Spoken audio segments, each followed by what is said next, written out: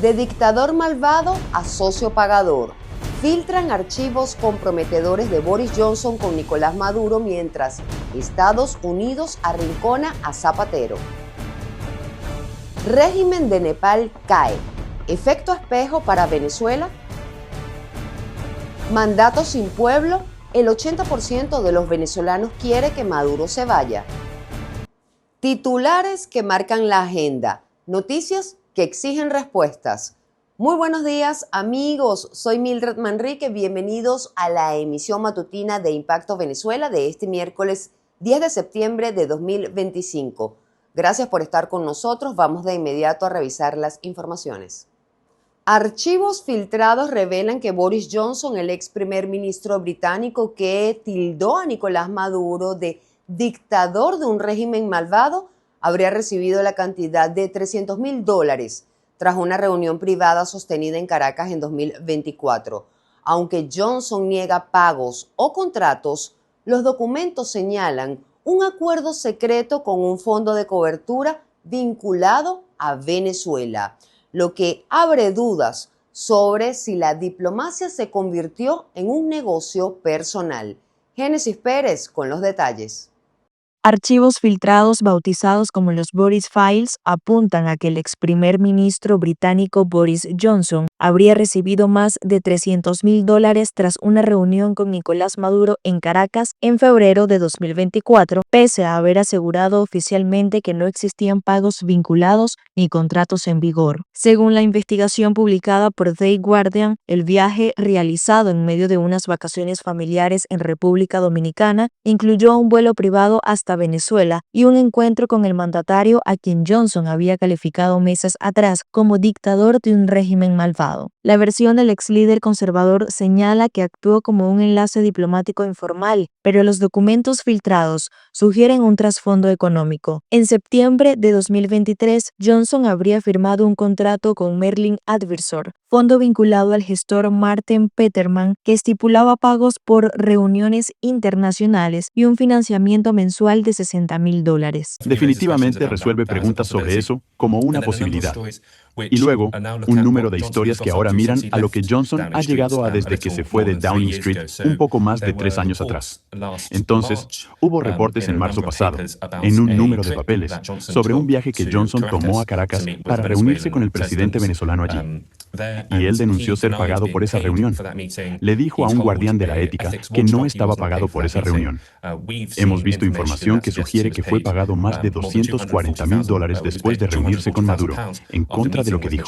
El caso abre una primera línea de investigación en el plano diplomático. ¿Se trató de un puente político para aliviar el aislamiento internacional del chavismo o de un encuentro privado con motivaciones económicas? Una segunda línea se centra en la ética y la transparencia. En octubre de 2023, Johnson informó al Comité Asesor sobre Nombramientos Empresariales que no había aceptado ningún cargo en Merlin Advisor, pese a que la filtración muestra que el contrato ya estaba firmado. Incluso en marzo de 2024, su oficina habría emitido una factura por $400,000 al propio Peterman, lo que contradice directamente sus declaraciones oficiales. Si bien hasta ahora no hay una sanción formal, la sospecha de que un ex primer ministro pudo utilizar contactos y prestigio político para obtener beneficios financieros en escenarios sensibles como Venezuela deja en entredicho los límites de la diplomacia paralela. La incógnita es inevitable. ¿Estamos frente a una misión de buena voluntad mal entendida o ante la mercantilización de la política exterior disfrazada de diplomacia?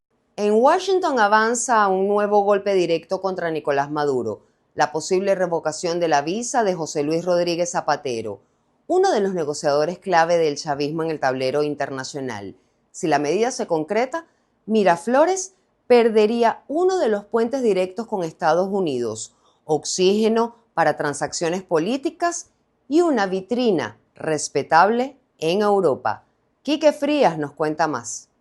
José Luis Rodríguez Zapatero no solamente es conocido por haber ocupado la silla presidencial en España, es también una pieza de vital importancia para la administración de Nicolás Maduro en el tablero geopolítico.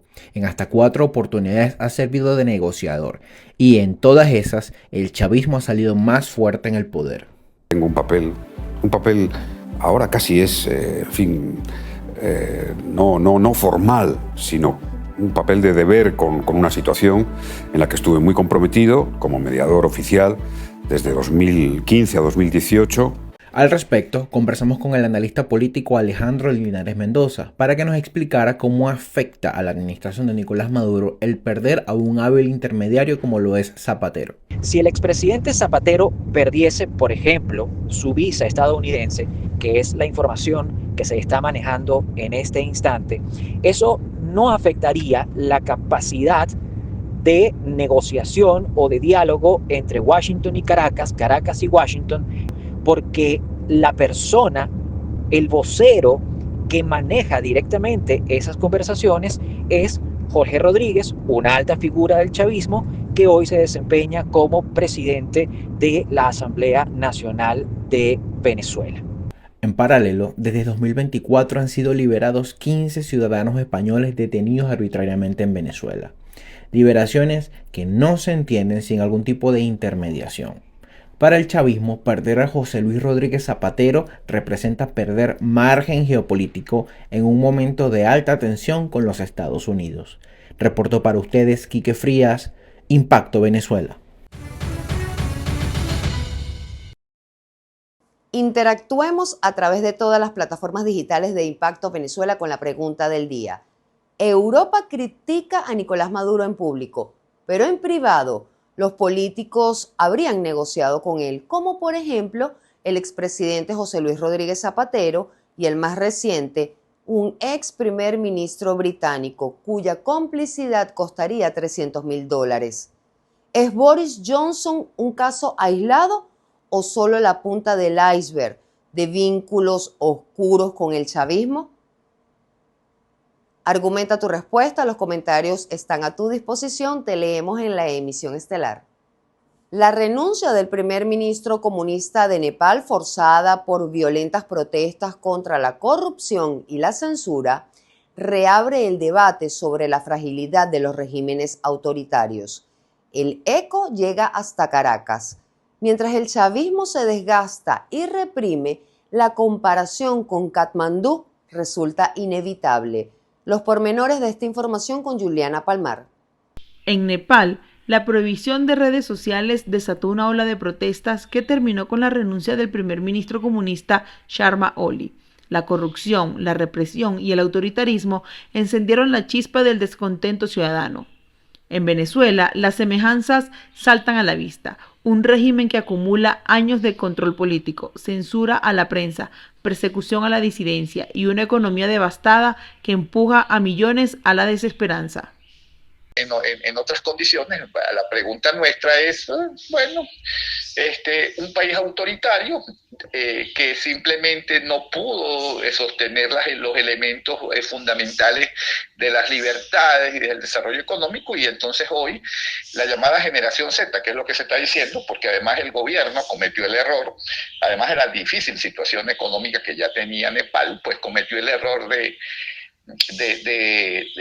coartar las libertades, en este caso pues las libertades de las redes, y los jóvenes pues fueron de alguna manera los que generaron esta masiva protesta que ha sido también muy sangrienta, porque entendemos que ya van alrededor.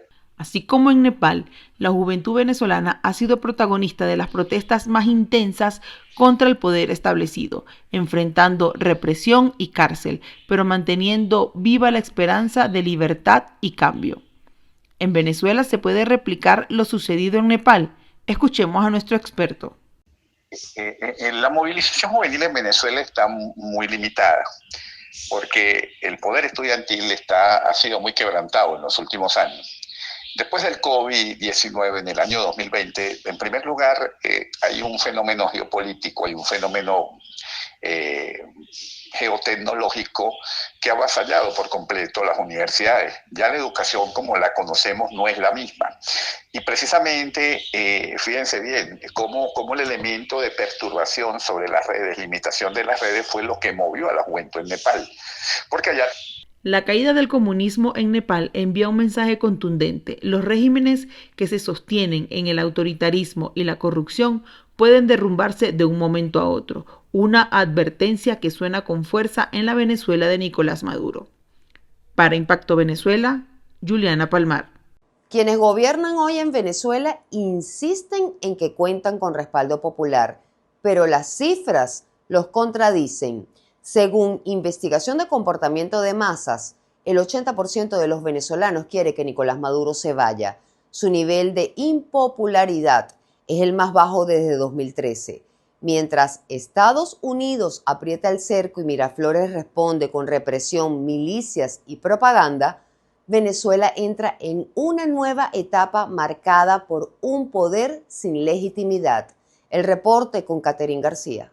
Venezuela atraviesa una tormenta política que ya no se puede maquillar. Según la encuesta nacional de Mass Behavior Research de marzo de 2025, el 82% de los venezolanos quieren que Nicolás Maduro se vaya del poder. Y más de la mitad exige su salida como sea. Solo un 15% cree que debe quedarse. El chavismo, que alguna vez se presentó como una revolución respaldada por las masas, hoy se enfrenta a una impopularidad que lo podría estar dejando sin pueblo, sin calle y sin convicción. Lo que queda es una estructura de poder sostenida por miedo, propaganda y represión. El chavismo atraviesa hoy su mayor debilidad histórica. Perdió la calle, perdió la legitimidad electoral y solo sobrevive por 3 pilares: miedo, propaganda y represión. En los próximos 12 meses, lo más probable es que veamos un régimen cada vez más aislado, sostenido por las Fuerzas Armadas y por alianzas externas que le dan oxígeno económico. Pero ese sostenimiento tiene límites. Si se fractura la lealtad militar o si la élite económica empieza a desertar, el sistema puede colapsar de forma súbita. Hoy el chavismo ya no gobierna con un pueblo, gobierna contra el pueblo. Y esa contradicción no se puede sostener indefinidamente. En este contexto, los resultados electorales juegan un papel importante, pues confirman el quiebre. En las presidenciales de 2024, auditorías independientes revelaron que Edmundo González ganó con más de 7 millones de votos, mientras el Consejo Nacional Electoral proclamó a Maduro como vencedor con apenas 5 millones. En las municipales de 2025, la participación fue de apenas 29% y aún así el chavismo se adjudicó 285 alcaldías en un contexto político donde se juega con oposición inhabilitada, centros vacíos y una maquinaria electoral altamente cuestionada. En Venezuela, las elecciones dejaron de ser un mecanismo real de cambio y de un mecanismo para procesar las diferencias políticas. Los verdaderos detonantes de la transformación están en otros frentes: en la presión internacional coordinada, en la movilización ciudadana en protestas sectoriales que ejerza presión social interna y en la fractura de las élites militares y políticas del chavismo. Ese quiebre en la hegemonía del poder que podría devenir producto de la presión internacional junto a la presión social interna. El aislamiento diplomático y las sanciones aumentan, sí, el costo de sostener a la dictadura, pero no son suficientes. Mientras el malestar social convierta cada huelga, cada protesta y cada resistencia local, eso podría ser una chispa de cambio. Mientras el país se hunde, la presión internacional se intensifica. Estados Unidos endurece sanciones, refuerza presencia militar en el Caribe y califica al gobierno venezolano como narcoterrorista. Y en respuesta, Maduro activa a los milicianos, refuerza fronteras y arresta a opositores sin juicio. Venezuela no vive una democracia y el chavismo gobierna con fantasmas, mientras el pueblo grita sin voz. Informó para ustedes Catherine García, Somos Impacto Venezuela. El presidente dominicano Luis Abinader no se quedó callado ante los insultos de Diosdado Cabello. Tras declarar al Cártel de los Soles como organización terrorista, aclaró que habló de narcotraficantes, no de Venezuela, y lanzó una directa pregunta que retumba. ¿Por qué el número 2 del chavismo se da por aludido? Escuchemos. Porque ahorita es que comienza esto. Porque, por ejemplo, el estúpido pillo que gobierna Dominicana y la borracha que gobierna Trinidad, cuando llegan y salen por una borracha, se ponen del lado de este ataque, están condenando a su gente a ser ejecutadas en el mar. Pero yo no hice ningún pronunciamiento contra él, yo hablé fue de los narcotraficantes y del Cartel de los Soles. No sé por qué esa respuesta, porque yo ni mencioné a Venezuela. Nosotros, el gobierno fue que realmente lo declaró como un grupo terrorista, no sé por qué se da por aludido. Y me extraña también que él se refiere con todas esas, de manera muy despectiva, a la primer ministro de Trinidad y Tobago y a mí, pero trata con mucho respeto al secretario Rubio y llama a reunirse con Trump, le vi ahí su gran valentía. ¡Qué valentía! Mientras la administración Trump despliega aeronaves, buques de guerra y ejecuta ataques unilaterales contra narcogrupos supuestamente vinculados a Venezuela, el Congreso estadounidense sorprende con su silencio. Apenas algunas voces aisladas han cuestionado la legalidad de estas acciones, pero ni los demócratas ni los republicanos han marcado una posición clara al respecto. El informe con Halim Naim. Un análisis profundo hecho por especialistas y medios norteamericanos cuestiona el ausentismo congresional en medio de la escalada militar. Mientras los legisladores fueron muy vocales condenando ataques de Trump en Irán a principios de año, esta vez solo algunos, como el representante Adam Smith o Troy García, expresaron reservas y un puñado más se opuso a la intervención sin autorización legislativa responsable. Pero sobre Venezuela o en defensa de la soberanía venezolana, ni demócratas ni republicanos se han manifestado. La situación de Venezuela tiene que ser vista no como un problema de los demócratas o republicanos, debe verse como un problema de seguridad nacional para los Estados Unidos. Y algunos republicanos no están o demócratas no estén de acuerdo, tienen que recordar que las decisiones de la Casa Blanca o la administración de Trump, la postura del presidente siempre ha sido la misma, que país que demuestre ser una amenaza de seguridad nacional va a tener consecuencias y pagar consecuencias de lo que ellos estén haciendo en contra de nosotros. Esta pasividad contrasta con el fuerte respaldo público que tienen en el liderazgo militar a nivel ejecutivo. Muchos han defendido que atacar a miembros de carteles es el uso más alto y mejor del poder estadounidense político. Otros simplemente han hecho silencio. Lo que he podido observar en estas últimas semanas, que el Partido Demócrata está movilizando personas para manifestar en contra de las decisiones del presidente Trump con respecto a la movilización militar en frente de Venezuela. La presión tiene que continuar hasta que el gobierno ilegítimo de Nicolás Maduro caiga. Los que no estén de acuerdo tienen que recordar que el Cartel de los Soles y el Tren de Aragua fueron designados organizaciones terroristas por el presidente Trump, por la administración Trump. Entonces no sé cuál es el problema que podemos tener. La falta de debate legislativo no es solo una cuestión de calendario, refleja una convergencia táctica. Con el narcotráfico como narrativa compartida, tanto republicanos como demócratas prefieren evitar la confrontación, pero esta tregua política plantea riesgos institucionales. La tendencia a delegar poderes de guerra en el Ejecutivo podría erosionar los controles constitucionales y sentar precedentes de acción militar sin supervisión democrática. Pero en el caso de Venezuela pareciera ameritarlo. Seguimos con más, no se despeguen de nuestra pantalla. A continuación, impacto en 60 segundos. Venezuela, epicentro del caos. Estados Unidos activa alerta por redes terroristas y pactos encubiertos. La asesora del FBI, Erika Knight, advirtió que Venezuela se ha convertido en el centro donde cárteles, redes terroristas e Irán supuestamente se conectan para financiar el caos en América. Pero mientras Donald Trump refuerza medidas militares, la directora de Inteligencia Nacional, Tulsi Gabbard, retiró un informe clasificado sobre Venezuela, desatando sospechas de negociaciones ocultas. La Casa Blanca confirmó la ofensiva tras destruir una embarcación en el Mar Caribe supuestamente ligada al Tren de Aragua y reiteró que Maduro es ilegítimo y que representa una amenaza directa a la seguridad de Estados Unidos. El secretario de Guerra, Pete Hegseth, remató: Maduro tiene muchas decisiones que tomar. Represalia familiar. El chavismo castiga a inocentes por activismo opositor. En el estado Carabobo, la familia Guillén fue víctima de una detención arbitraria vinculada a la persecución contra un activista opositor de la campaña de María Corina Machado. Sin orden judicial, funcionarios se llevaron a su madre, su hermana y 2 menores de edad. Estos últimos liberados por presión social, pero Miriam Fernández Ruiz y Chantal Guillén siguen desaparecidas. Foro Penal contabiliza 823 presos políticos en Venezuela, 45 de ellos sin paradero. un patrón de castigo familiar que viola derechos humanos y convierte el miedo en herramienta de control.